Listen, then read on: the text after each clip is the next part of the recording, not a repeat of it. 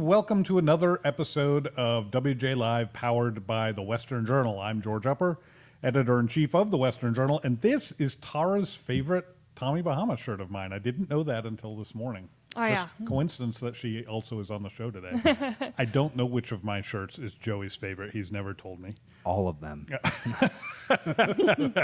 Good answer. As always, I remind you today, as you watch us, to click that subscribe button and then on the bell next to it so you never miss notification. You'll know that a new episode of WJ Live has appeared on YouTube, where you can get truth about the news of the day from people you trust. That's not on YouTube unless you're on WJ Live, just to be clear.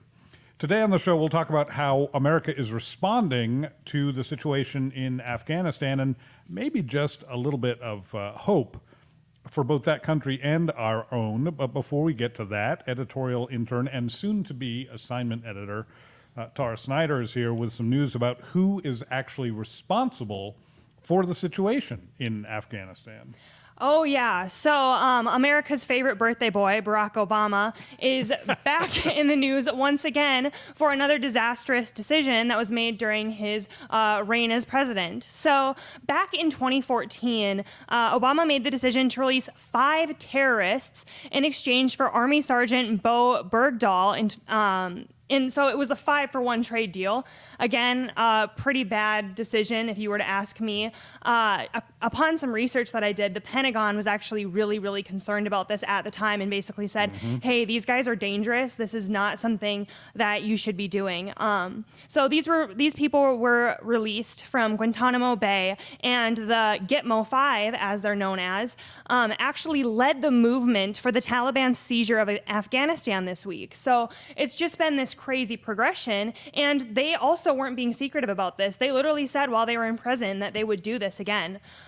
Here's an excerpt from the Post-Millennial this morning. Some of those 5 Taliban commanders reportedly vowed to return to Afghanistan and fight American troops based there, making contact with active Taliban militants. Despite these pledges, the Obama administration turned a blind eye to the intelligence reports and then freed the 5 detainees reportedly from the regime in the exile-based state in Qatar. During recent peace talks, they were recognized by Western diplomats as official representatives of the Taliban, wrote the New York Post. So now we're just openly fraternizing with people who used to be in prison, who are active terrorists who hate America. So, yeah. Well, a lot of people saw this coming. I was working with the Western Journal back during the Bo Bergdahl situation. I remember that there were lots of predictions that this is not going to end well for America, and it's, I guess, not terribly surprising that we've seen these results. Yeah, Joey, what do you think? Do you think that was a good decision? Well, this is a problem not just from the Obama years. In fact, I just saw a picture of Mike Pompeo next to a person that Donald Trump freed from his presidency, who is now also helping with the Taliban takeover of Afghanistan. So I don't understand why it is such a common presidential foreign policy to free terrorists. We know these people hate Western culture. Yeah. They hate Christians, yet we release them in some sort of trade-off and hope that they won't do these things again. I think it is idiotic. But, you know, if you look at Obama's overall foreign policy, it was a complete disaster. And now we see Joe Biden becoming like Obama 2.0. So it's not surprising to see these Joe Biden people. might be worse. It is worse. He's like Jimmy Carter. Part of the issue is this is in many ways unconventional warfare, right? Terrorism is unconventional warfare. Totally. And it is sort of a maxim of military training that we're always preparing to fight the last war. So when I was in the military in the 80s, much of my training, even though my unit was focused on the desert, I was actually a Middle East expert, but I should say more, I was Middle East focused. I didn't know anything. But they wanted me to be a Middle East Middle East expert, and so Afghanistan, Pakistan, Saudi Arabia, that entire region. But we were all the training that we did was focused on Vietnam, because that was the last war that we had fought. So we were preparing for desert warfare and thinking about Vietnam at the same time. None of us were wearing desert camo, for instance, until Operation Desert Shield in Iraq, I wore the same jungle camo throughout the 80s, despite my Middle Eastern orientation as anybody else. So what the last war didn't prepare anybody to do is to deal with prisoners of war who are not actual military personnel, right? These are just people with guns. I mean, terrorists are criminals, Yes. far more than they are, members of some sort of organized military. Obama took that too far. He tried to deal with all terrorism simply through law enforcement. He didn't want the military involved. That was a mistake. But to only deal with it as if this were a conventional war is also a mistake. So the whole issue requires rethinking of what does a prisoner of war look like? Who is covered by the Geneva Convention? Who should be? What agreements are we going to make about how we treat enemy combatants when they are terrorist combatants and not, coming at us in a formation of 300 men with tanks and rifles and et cetera. Yeah. We're just not prepared to deal with it well. Yeah, and we've seen over the past few days just all of the craziness that's going on. I know, Joey, you and I were talking this morning about a woman who had refused to wear a burqa and was shot this morning. So it's just been crazy how fast that turnover has become. And even CNN, people who are saying that this isn't a big deal and that we're overreacting and blowing this out of proportion. Literally this week, a CNN correspondent was out and about, didn't wear a hijab or whatever, and was out and about doing whatever. And then the next day, the Taliban takes over, and she's suddenly wearing a burqa and literally says, I thought this was a Babylon Bee article, literally says verbatim, oh, they're chanting death to America, but you know what? They seem mostly friendly. Yeah, you would never catch us saying anything It's even... the mostly peaceful protest. Yeah, drift. yeah, It's the mostly same, peaceful. Same thing, exactly the same Yeah. drift. Yeah. You would never catch us saying anything that dumb on WJ Live, hopefully. Hopefully not. Hopefully not. Yeah, not But- seriously anyway. Yeah.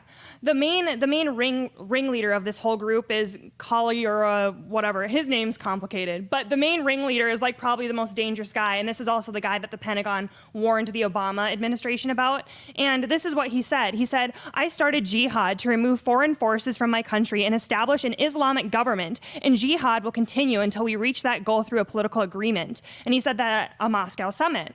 And he also went on, while talking with the Biden administration later this year, he said to them that he would not launch a spring military offensive if Biden committed to removing all remaining American troops. He also promised not to retaliate if any Afghans who'd worked with the U.S. military or U.S.-backed government in Kabul went against him. And I just don't think that you have to be that intelligent to realize that that's absolutely preposterous. Why are we believing terrorists who hate America, hate the West, hate any form of freedom, and hate any form of women's rights whatsoever? If they're going to make that promise to not do those things, not retaliate, etc., why is that contingent upon the removal of all U.S. troops? The only way to enforce that very clear. Yeah, the only way to enforce that kind of promise is with the presence of U.S. troops. Yeah. So I mean, it's ridiculous on its face, and you could make the argument that we should never have been there in the first place. And there are some very, I think, valid arguments about why we should not have gone to Afghanistan 20 years ago, none of which are relevant.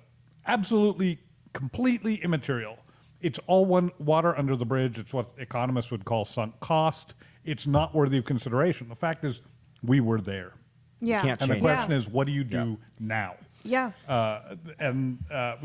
What you do now is everything the Biden administration didn't do. That's what you do now. That was the best course of action.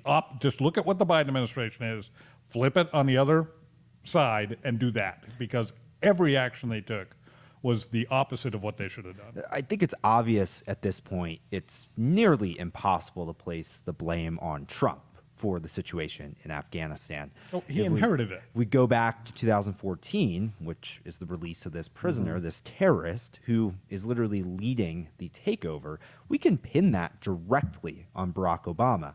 And then Joe Biden somehow thinks that it's a good idea to make deals with terrorists. That usually doesn't turn out well. We shouldn't make deals with terrorists. These are people that hate us. And anyone with any rationale can see right through, yeah, we'll agree to all this if you take the American troops out. Well, long as- Yeah. why do you think they want the troops out? So Day they you can take it become over. unable to enforce Yes, the agreement it is is the day so- we'll do our part of the agreement. It's so Okay. easy to see through it.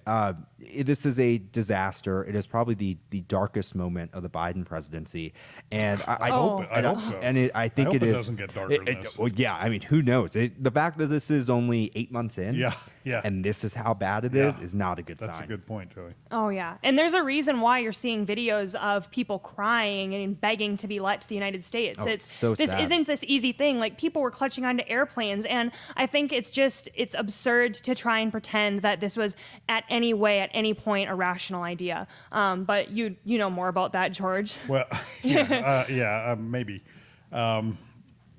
So the situation in Afghanistan, I think, for all of us, feels so frustrating because there's ultimately just nothing that we here can do, or at least that's what it feels like. Like we're just stuck with this. We have no control, and people are hurting. People need comfort, and I am very much talking about people in Afghanistan, but I'm not just talking about people in Afghanistan. I'm talking about others as well.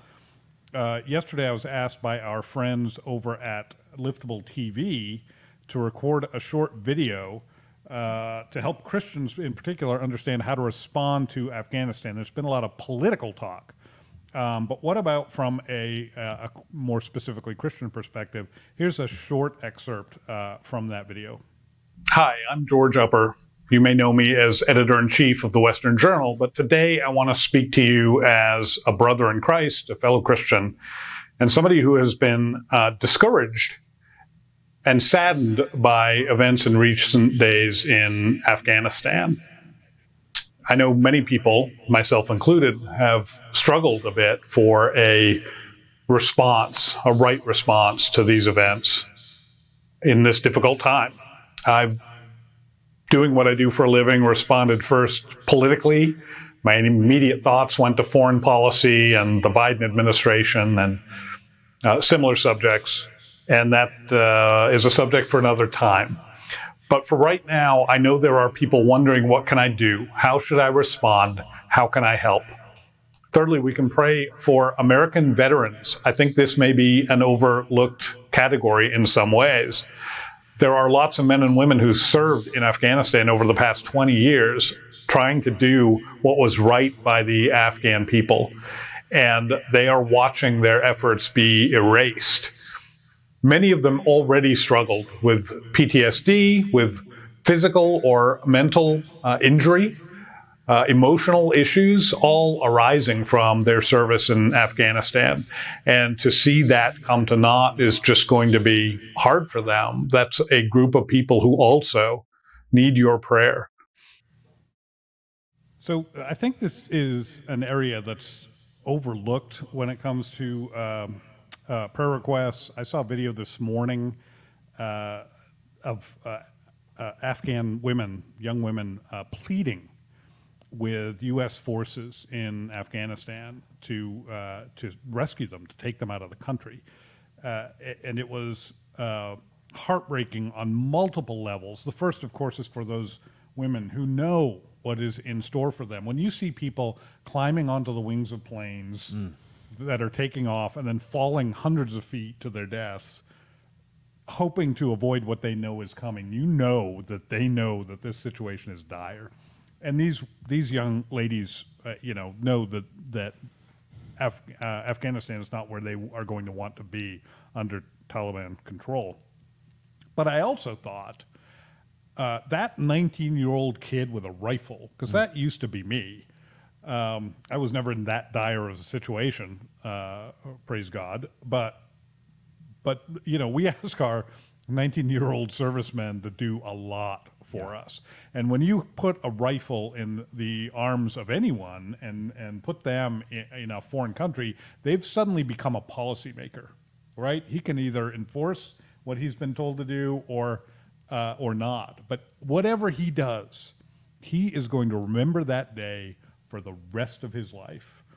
For the rest of his life, he's going to remember these women pleading with him and his powerlessness to do anything about it, to rescue these folks.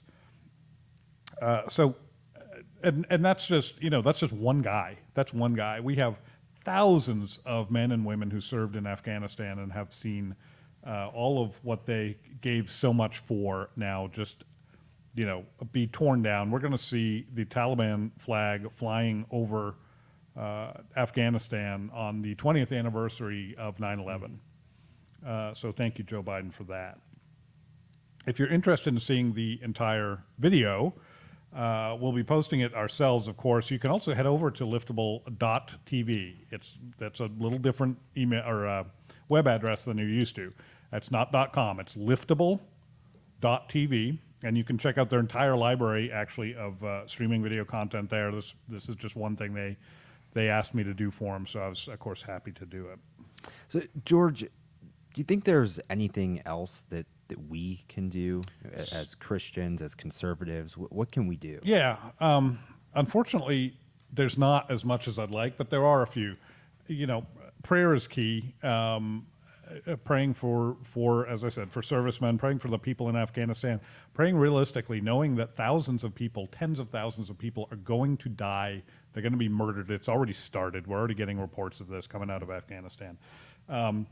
Some of these folks are going to be martyrs, and as I don't want to sound mercenary about this, but one of the things we can be praying is that these martyrs would have the grace to walk through the last moments of their lives as Christians with faith, representing the kingdom of God well, and maybe even planting seeds in the hearts of other people because of their faith, because of their bravery, even in the face of death, because they know that it's not really death for them. Yeah. That's really easy for me to say because I'm safe and snug in the WJ Live studio, not facing any of this. Yeah. But it's that's one area of prayer. We also need to be looking for opportunities to give. It's chaotic right now, and I go into this in the video a little bit. People are trying to get out of Afghanistan, not go in there with care packages. That's not where we are right now. But eventually, we're going to see lots of calls for help for refugees, for resettlement, for supplies, and that kind of thing. And so I would not advise today giving money anywhere. And not that there isn't anybody legit out there right now. I just don't know yet who I'd recommend. Mm-hmm. I would advise taking, look in your wallet. What have you got to give? Set it aside. Don't spend it anywhere else. And watch for the opportunity, because somebody will come across your path who you trust, who you know to be a legitimate charity, whatever, and they'll say, hey, we have this opportunity to give these things to this family coming out of Afghanistan. And, don't be cheap. Be generous. So my question is off of that, because of course you want to pray and have some charity. But my question for you, George, just because you know so much more about the Middle East, is there any hope at all to the situation or anything that can be done? Yeah. Great question. So there's always hope, but we also, I think, have to be realistic. Right? I mean, God can do whatever he wants. God can turn this table into solid gold if that's what he feels like doing right now. Not likely, but, he could. He can do whatever he wants. He can intervene in a direct fashion in any way that he chooses. But we know that that's not how he normally chooses to do things. He normally works through people, for good or for bad. He relies on us to do what we're supposed to do to build his kingdom and do his will on earth and build his church. Yes, there is hope. And when we pray for these folks who will often feel hopeless in Afghanistan, we don't pray for them the way that the world thinks about it. When they talk about thoughts and prayers, that's not what I'm talking about here. Paul in Thessalonians, I mentioned this in the video too, he says, yes, we grieve when we lose people, but we don't grieve the way the world grieves, because we know these people are going to somewhere better than the place we're at, and we know that one day we get to see them again. Those are good things. And so, yes, we grieve, we mourn, we're sorrowful, we're sad, and frustrated, and all those things are very legitimate emotions. Nobody should feel bad about feeling those emotions. But we also have hope. We also don't set aside the fact that ultimately justice will be done because God is not mocked. He will see his justice done. We don't see it today. We won't see it in every case, but we will see it one day. Our hope is not necessarily one for this world, but for the next. And we should take real comfort in that. We should not let this be an excuse to justify a lack of joy on our parts, as difficult as that sounds. In such a difficult and dire situation, we are called. Paul says, "Rejoice." I say again, rejoice. He says that twice. And if anything's said twice in the Bible, right next to each other, it's important. Mm-hmm. He says it twice because it's hard to do. It's hard to do in a situation like this. But he doesn't say rejoice unless things look bad. He says, rejoice. I say again, rejoice. The glory that is coming is better than all of this blackness. And that's our hope. Ultimately, that's our hope. Having said that, there is also some hope on this planet. There's hope for many people in Afghanistan who God will choose to save, and there's hope for some folks in our country too. I think we're living through a time where it's very obvious to people, or it should be, that elections have consequences. Yeah.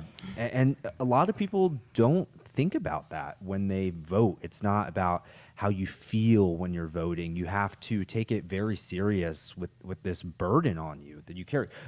There's a part to voting to elections that is a burden on you because elections have consequences. This is happening because of the last election. This is That's happening very because of the election and the 80 million people who voted for Joe Biden.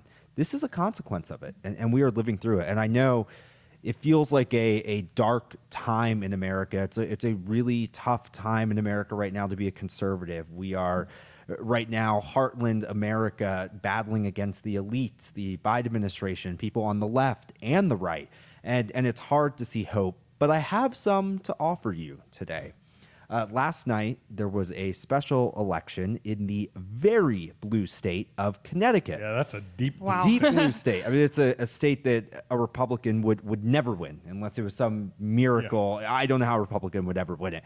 But in a special election last night for a state Senate seat, a Republican flipped the seat out of the Democrats' hands. And mind you, this is a district that Joe Biden won by 25% just last November. Deep blue district. And a Republican won, and the Democrats in Connecticut actually lost their supermajority in the state legislature because of it. It's really good news. There's clearly a lot of excitement about Republicans right now. And coinciding with this, there was this brutal poll release last night where the majority of Americans now disapprove of Joe Biden's, I guess of just Joe Biden right now. That is the first time that has happened since Biden took over. It comes as inflation is out of control, the disaster in Afghanistan, the border crisis. So it seems like at least some people in America are waking up to the disaster that is the left and the elite in America. I'm hoping this is a sign of what's to come. That is my hope, that this is a sign of what's to come. Do you guys think that this election is a sign that Republicans are going to or could take back the House in 2022? I would say I would bet my money on it that yes, I think that the Republicans are going to be a lot more successful in 2022. I think over time people have seen and kind of realized that when you're voting for someone, you're not voting for tweets. You're not voting for how someone makes you feel. At the end of the day, you're voting on foreign policy. So whether or not you liked Trump, whether or not you liked his administration, we weren't having these like gigantic humanitarian crises like any more than Joe Biden is. The only one you can point me to that I can really think of that was a huge one was the border crisis. And that's just grown exponentially since Biden has taken over. And Kamala Harris didn't really even visit the border. She only went to El Paso. And so I think people are starting to wake up. They're starting to realize that, these policies are having serious implications. They're seeing these huge bills that we're passing for trillions of dollars that we just can't afford. And I think people are starting to wake up and go, wait a second, this isn't possible. This isn't feasible. Yeah. I think one of the things this probably points to is an incredible enthusiasm gap. Between the Republicans and the Democrats. It is when the White House is controlled by Democrats, when the House and the Senate are controlled by Democrats, and when we see these kinds of results, even pretty hardcore Democrats have trouble ginning up the enthusiasm to go to the polling place and vote. And this is particularly true in special elections and off-year elections. The people who go there are the people who are, hardcore voters. So which hardcore voters are energized in Connecticut? It sure looks like that's Republicans, and that spells potentially disaster for the Democrats in the House and Senate in 2022. If I was a Democrat right now, like if I was Nancy I'd be Pelosi, terrified. or if I was head of the Democrat campaign wing for Congress, I would be terrified. Yep. They have nothing to campaign on. Yeah. Absolutely nothing. Right. Failure after failure after Yes. failure. And they don't have Trump anymore No. to point at as Orange Man bad. They have no one to blame. It's just but them themselves. now. Yep. Yeah, it is a optics disaster for them. It is a tangible disaster. I mean, well, if you think about the average American, and you are paying more for gas in your car, your rent's going up. Oh, yeah. You had to pay $100,000 more for a house, or you couldn't buy a house this year. Who do you blame? You blame the people that are in power. You blame the elites, and that is Joe Biden. And so I don't see any way that Democrats recover well from this. I mean, No. it is, and you always tie the party in Congress, so the Democrats, you would tie them to Joe Biden. They're going to be tied to Joe Biden. That's how midterm elections work every year. There's always the sort of mid-year curse, right? Yes. Where the party in power loses seats. Yes. I think that's just going to be aggravated. However, with one caveat, which is I also there's a lot of time between now and the election. There right? is, yeah. And this time in 2019, I never saw a pandemic coming, and the pandemic changed the entire course of the 2020 election. Oh, yeah. Oh, So yeah. heaven only knows what's coming in 2022. But with what we can see today, I'd be terrified if I were trying to defend a Democratic seat, or much less, try to take a Republican seat in the House or Senate. I might sound a bit like a conspiracy theorist when I say this, but I think part of the reason the Democrats are still so obsessed with COVID and issuing new lockdowns and mandates is because they desperately want it to continue into next year, so that we can have all mail-in voting again and all of the shadiness that led to questions about the 2020 election. I agree with that. So we will see what happens. I'm really excited. There is hope.